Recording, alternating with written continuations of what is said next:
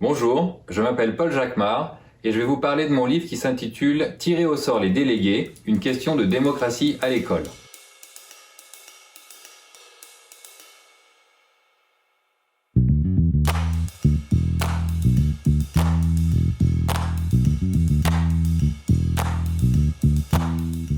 En montrant que la démocratie est une alternative à nos institutions politiques, cet essai tente d'expliquer comment l'école pourrait servir de levier à un tel changement.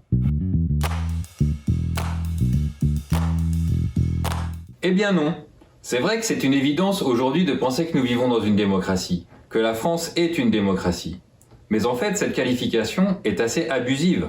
D'ailleurs, la Révolution française n'a pas accouché d'une démocratie, mais d'une république. Le but n'était pas que le peuple gouverne, comme c'est le cas dans une démocratie, mais que des représentants élus dirigent à la place des citoyens.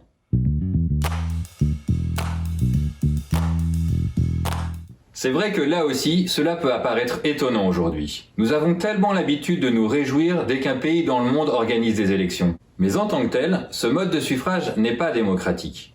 L'élection, par définition, sélectionne les meilleurs. Et cela peut être très utile pour désigner des personnes qui doivent avoir une compétence particulière.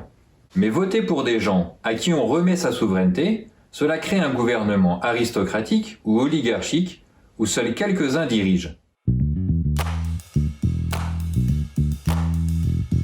Une démocratie, comme son étymologie l'indique, c'est le pouvoir du peuple. C'est ce qu'on appelle aujourd'hui une démocratie directe. Mais cette expression n'a pas beaucoup de sens, c'est un pléonasme. Si on a besoin d'ajouter direct à démocratie, c'est que le mot démocratie a perdu son sens. C'est qu'on l'a transformé en démocratie représentative, qui est pour le coup un oxymore. Car de deux choses l'une.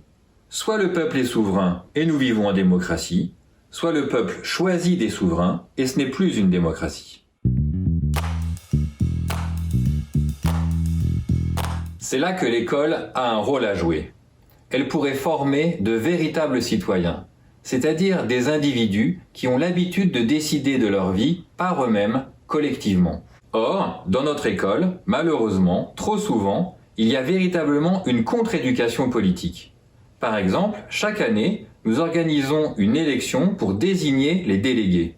On habitue ainsi les futurs citoyens à trouver normal que les responsabilités collectives ne soient portées que par quelques-uns seulement. On pourrait au contraire habituer les enfants à se sentir concernés par l'organisation du collectif.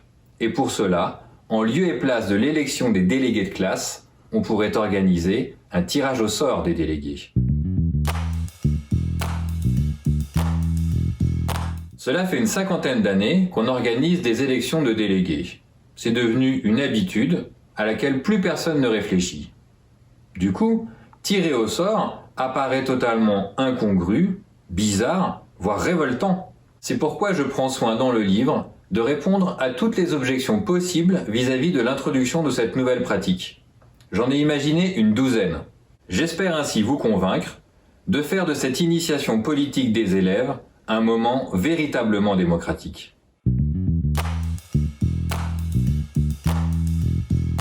Exactement. La démocratie est une alternative à nos institutions actuelles.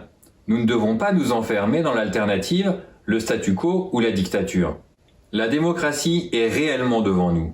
À nous de la faire éclore dans nos écoles.